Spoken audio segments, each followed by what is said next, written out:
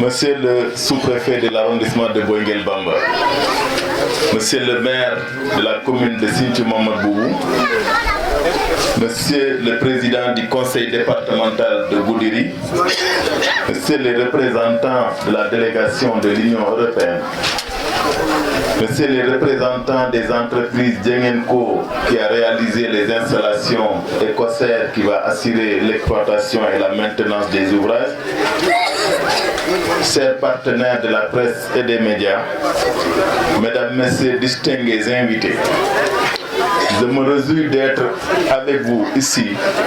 pour la cérémonie d'inauguration qui marque le démarrage de l'exploitation des 78 localités électrifiées dans le cadre du projet mis en œuvre avec l'Union européenne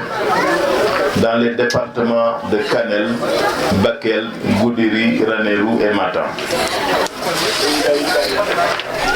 Comme vous le savez, l'énergie est un moyen de promotion économique et sociale, mais également un catalyseur indispensable pour le développement. C'est pourquoi le président de la République, son Excellence M. Macky Sall, depuis son accession à la magistrature suprême, a fait de l'énergie l'axe central de la stratégie vers l'émergence de notre pays. Fournir une énergie compétitive pour les entreprises, abordable pour les populations, particulièrement les plus vulnérables, et protectrice de l'environnement, permet au Sénégal d'assurer la réalisation du plan Sénégal émergent. Mesdames et messieurs, l'accès à l'énergie est un droit pour les populations, également une obligation pour le gouvernement et les gouvernants. C'est dans ce cadre que le plan Sénégal émergent, le gouvernement s'est fixé comme objectif de fournir à tous les citoyens un accès à l'électricité, à une électricité fiable et à un prix abordable d'ici 2025. Le plan opérationnel pour l'accès universel à l'électricité, dont le financement est chiffré à 700 milliards de francs CFA, constitue une stratégie de mise en œuvre qui s'appuie essentiellement sur l'extension du réseau national de distribution avec la contribution significative des mini-réseaux et également les systèmes solaires individuels.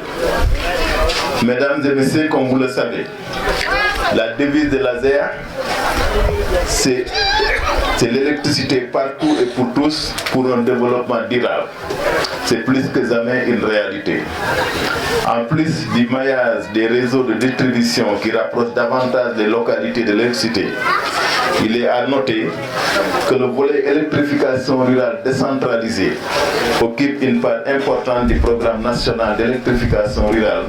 avec près de 1200 localités situées loin des réseaux et qui sont inscrites dans nos différents projets et programmes et qui à terme permettront de mobiliser une capacité de 32 MW pour alimenter près de 40 000 ménages dans l'ensemble du pays. Mesdames et messieurs distingués invités, il me plaît de saluer l'accompagnement sans faille de notre partenaire privilégié, l'Union européenne, qui, après une première expérience de réalisation de 40 mini-centrales dans le sud-est du Sénégal,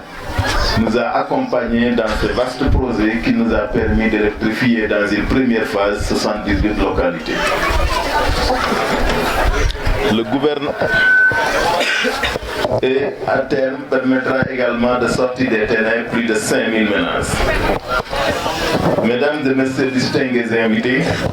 pour le développement des énergies renouvelables dans le cadre de l'accès universel à l'électricité, le gouvernement du Sénégal a l'honneur d'avoir à ses côtés des partenaires engagés et déterminés. Il s'agit de la Banque islamique de développement, la Banque ouest-africaine de développement BOAD, la KfW IPEX de la coopération allemande, du Fonds d'Abu Dhabi, mais également du Fonds vert climat, sans parler de l'Union européenne qui, au-delà de ce projet, je ne doute point, va encore venir nous accompagner pour le grand bénéfice des populations. C'est le lieu de rappeler que tous ces programmes qui intègre la formation des jeunes, la promotion des usages productifs de l'électricité et du genre par l'octroi d'équipements socioproductifs impulse une nouvelle dynamique, mais également un changement de modèle d'électrification. Il s'agit de promouvoir la sécurité énergétique, l'équité dans l'accès aux services énergétiques, la lutte contre la pauvreté et l'adaptation au changement climatique. Mesdames et messieurs distingués invités, pour conclure,